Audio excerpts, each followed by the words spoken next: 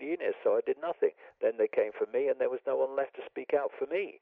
This is the way that dictators, and we're looking at a global dictatorship now, pick off different groups by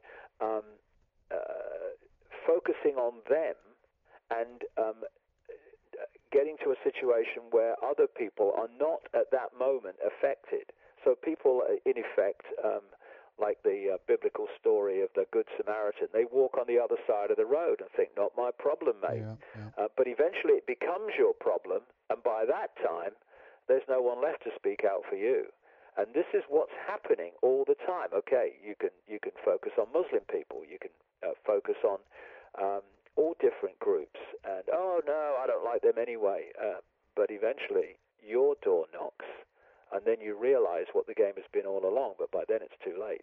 Indeed, and in many cases also, I think it's kind of worth pointing out that if organizations become too big, they're in a way too easily kind of infiltrated, that there are certain other issues that comes to the surface if an organization grows too large. That's why I think it's important to kind of maintain your individuality, kind of keep strong in who you are and what you believe in, but learn to work together with other people around a certain issue.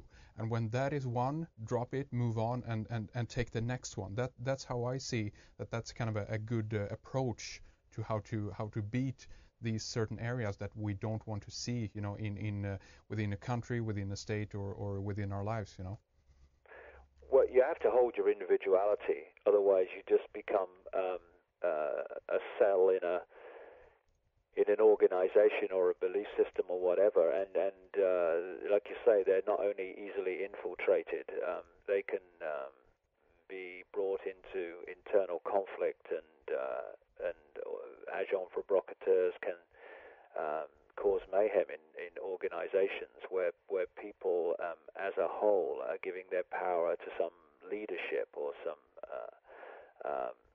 group of people who are in control of that organization. Yeah. So what we need is not more and more organizations to meet this challenge. We need organization. Yeah. The coordination of non-violent, non-cooperation with the system. And that means you hold your individuality, but you give your you give yourself to the issue that, like you say, that we're dealing with at the moment. But it doesn't mean that you have to give yourself away to an organization and let it tell you what to think and let it tell you what to do. Yeah. It's just about cooperation between individual people to a common end for a common reason, and you don't need a great big organization to coordinate people to, for instance, not put their or to put their wheelie bin out on the wrong day, or to take a microchip out of a wheelie bin and putting in the post to the council. I mean, all people need to know is this is what's going to happen en masse, and people choose whether to join that or not. Yeah. Organizations. It takes organization, and we can bring this down if we cease to cooperate with it, because that's what we're doing. We're cooperating with the building of our own prison all the time. Yeah. There are people throughout governments, throughout the world, who have children and grandchildren who are going to live in this fascist global state for most of their lives. If they knew that every day they were making a contribution to that very state that's going to control their children's lives, they would be aghast and horrified. So information about what's going on and how it fits, along with a non-cooperation of non-violence, but non-cooperation with those things that are designed to enslave us, will bring this thing crashing down, because it's a house of cards. It's not some great edifice of unchallengeable power. The only power it has, in effect, is the power we give to it every day. And it can come down so fast once we reach a certain critical mass of awakening, awareness, and therefore response. And we're getting closer, but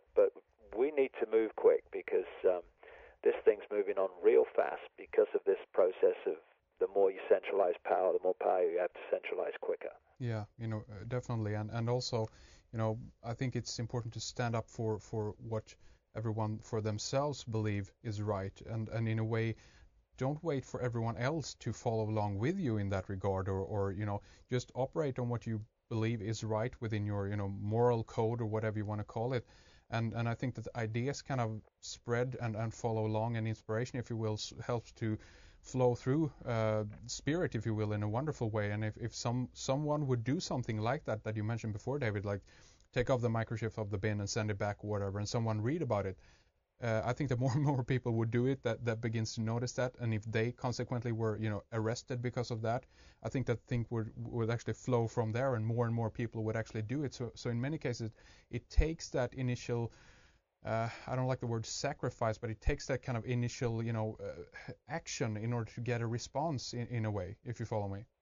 Yeah, well, so some people have done these things, but if it's not done in some kind of unity, it doesn't mean everybody, but some kind of substantial unity. They can pick people off as individuals, and again, people are wonderful at saying, "Yeah, mate, I support you. Yeah, go and do it. Oh, yeah. Oh, no. Oh, God, he's in trouble now. Oh, God. No, I don't know him. Do you know him? I've never met him. Have you?" Right. This attitude. Right. And also it's apathy. Oh, someone else will do it. Well, actually, we're nowhere near at the moment close enough to a point where enough someone else's are doing it.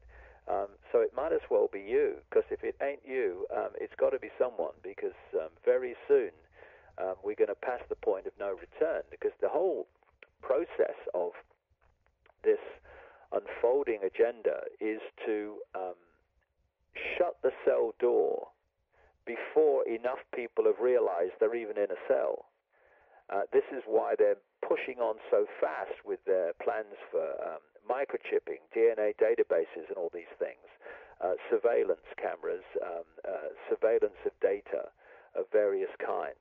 It's to create a situation where it becomes more and more difficult for, if you like, dissidents to challenge the system. This is where political correctness is coming in. Stop people having the right to express their view.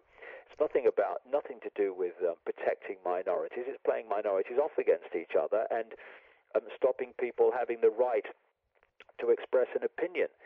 It's part of this whole process of building the prison cell, while people don't realize they're actually watching it happen all around them, until the point is reached where eventually the cell door clicks and people say, "We've got to do something." Oh yeah, okay. Have you seen what's going on around? Do you ever see what's going on? And so this is why we're in this window of time now, where all that's remained hidden has started to hit the surface, as it had to do for it to become part of this transformation of society that they've been working so long towards.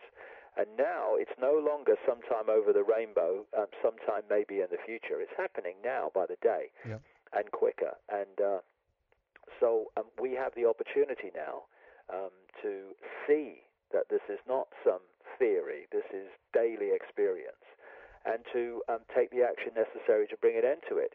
If we don't, in large enough numbers, well, don't blame anyone.